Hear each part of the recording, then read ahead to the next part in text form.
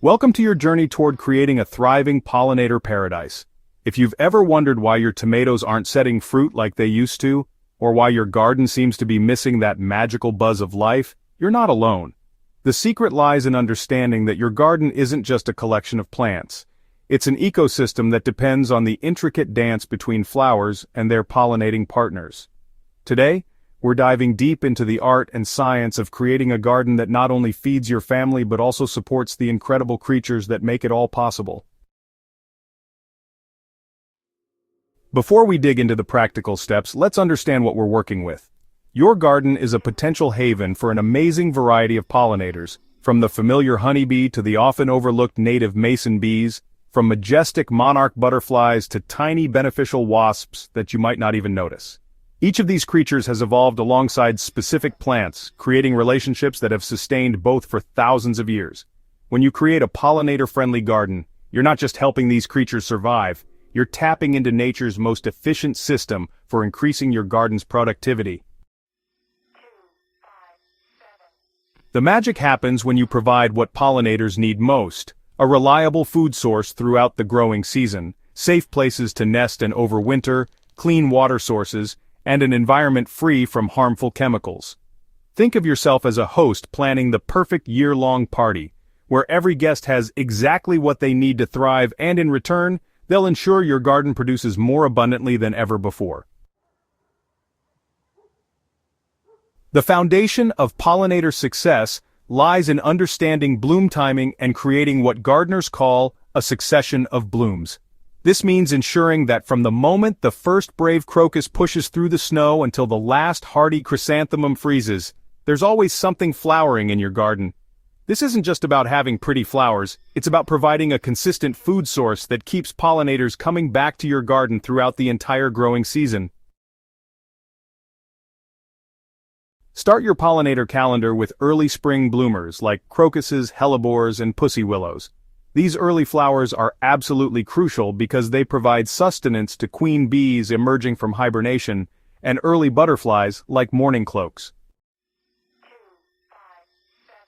As spring progresses, native plants like wild bergamot, purple coneflowers, and black-eyed Susans take center stage, providing the backbone of your pollinator support system. Summer brings the peak of pollinator activity, and this is when your garden should be absolutely buzzing with options. Consider the powerhouse plants that pollinators can't resist. Bee balm with its tubular flowers perfect for long-tongued bees, lavender that attracts both bees and butterflies while providing you with fragrant herbs, and sunflowers that serve as landing platforms for larger pollinators while their seeds feed birds later in the season. As autumn approaches, don't let your pollinator support system fade away. Late-season bloomers like asters, goldenrod, and Joe Pye weed provide crucial fuel for pollinators preparing for winter or migration. These plants are often overlooked in traditional gardens, but they're absolute gold for extending your garden's productive season and supporting pollinators when they need it most. Understanding that different pollinators are attracted to different flower characteristics is like having a secret key to garden success. Bees, for instance, see ultraviolet patterns on flowers that are invisible to us, and they're particularly drawn to blue, purple, and yellow blooms. Butterflies, with their excellent color vision, are attracted to bright reds, oranges, and pinks, while also favoring flowers with flat or clustered blooms that provide a stable landing platform. The shape of flowers matters tremendously in this pollinator dance. Single flowers like cosmos and zinnias offer easy access to nectar and pollen, making them perfect for smaller pollinators and beneficial insects. Tubular flowers like cardinal flower and trumpet vine are specially designed for long-tongued pollinators like hummingbirds and hawk moths. Composite flowers like echinacea and rudbeckia provide both nectar from their petals and protein-rich pollen from their centers, making them incredibly valuable one-stop shops for busy pollinators. Native plants deserve special attention in your pollinator strategy because they've evolved alongside local pollinators over thousands of years. These plants are perfectly adapted to your local climate, soil conditions, and seasonal patterns, which means they'll thrive with less water, fertilizer, and maintenance while providing exactly what your local pollinators need. A native oak tree, for example, can support over 500 species of butterflies and moths, while a non-native ornamental might support only a handful. Creating a truly pollinator-friendly garden means thinking beyond just flowers and considering the complete habitat needs of your pollinating partners. Most people don't realize that roughly 70% of native bee species are ground nesters, requiring access to bare or lightly covered soil where they can excavate their nesting tunnels. This means leaving some areas of your garden unmulched and undisturbed, particularly sunny slopes or flat areas with well-draining soil. Water is absolutely essential for pollinators, but it needs to be provided thoughtfully. A shallow dish filled with water and topped with stones or twigs gives bees and butterflies a safe place to drink without drowning. Consider creating a small muddy area near your water source. Butterflies use mud for essential minerals, and some solitary bees need mud to construct their nests. Even a small depression that holds water after rain can become a valuable pollinator resource. Shelter and overwintering sites are often the missing piece in pollinator habitat. Leave some areas of your garden a bit wild, allow fallen leaves to remain under shrubs, let some plant stems stand through winter, and resist the urge to clean up every corner of your garden. These seemingly messy areas provide crucial overwintering sites for beneficial insects, butterfly chrysalises, and bee larvae.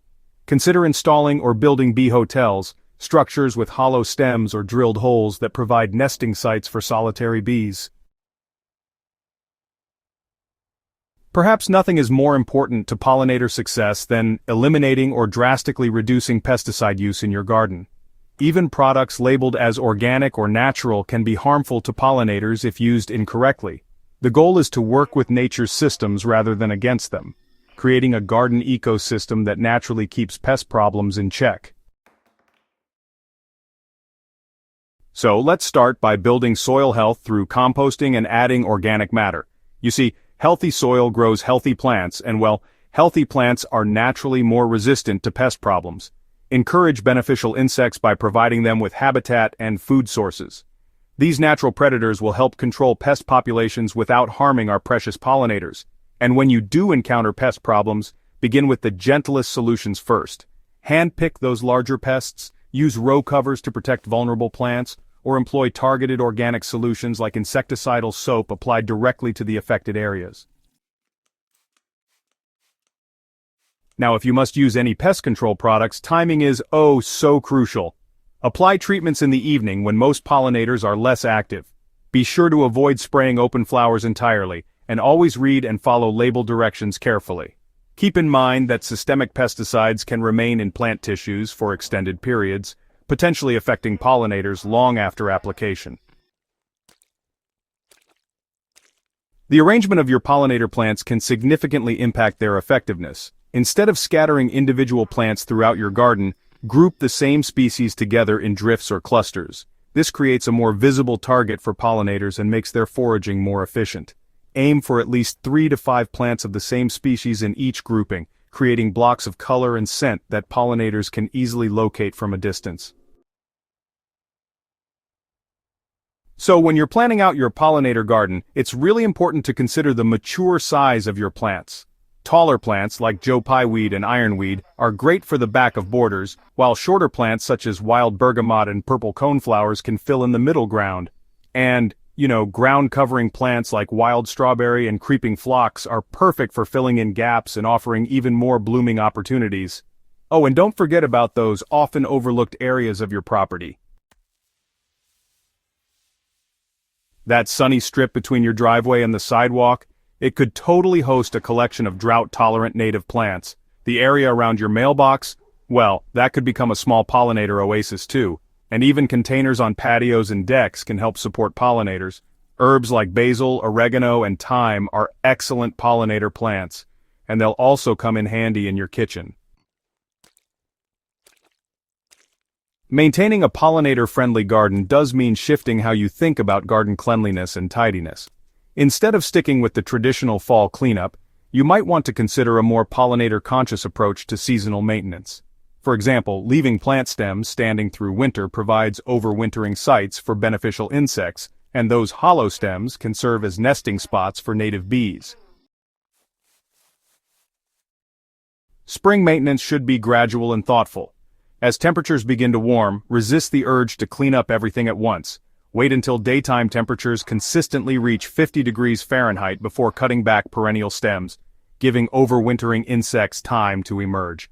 When you do cut back plants, leave stems at varying heights, some at 12 to 18 inches, others at 6 to 8 inches, to provide different nesting opportunities for various species.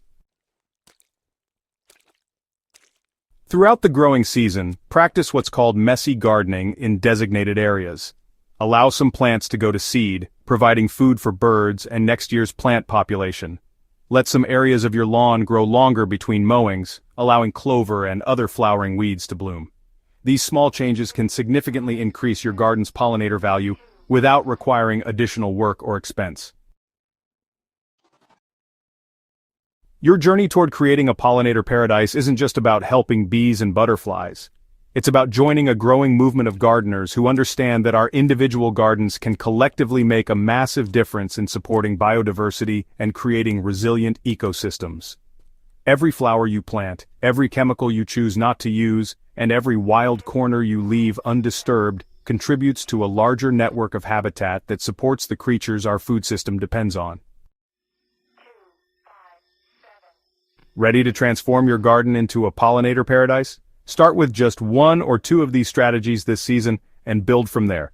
Remember, every flower counts, and every garden, no matter how small, can make a difference. If this guide has inspired you to create your own pollinator haven, make sure to subscribe to Smart Garden for more evidence-based gardening wisdom, and share this guide with fellow gardeners who are ready to make their gardens part of the solution. Together we can create a world where gardens buzz with life and abundance.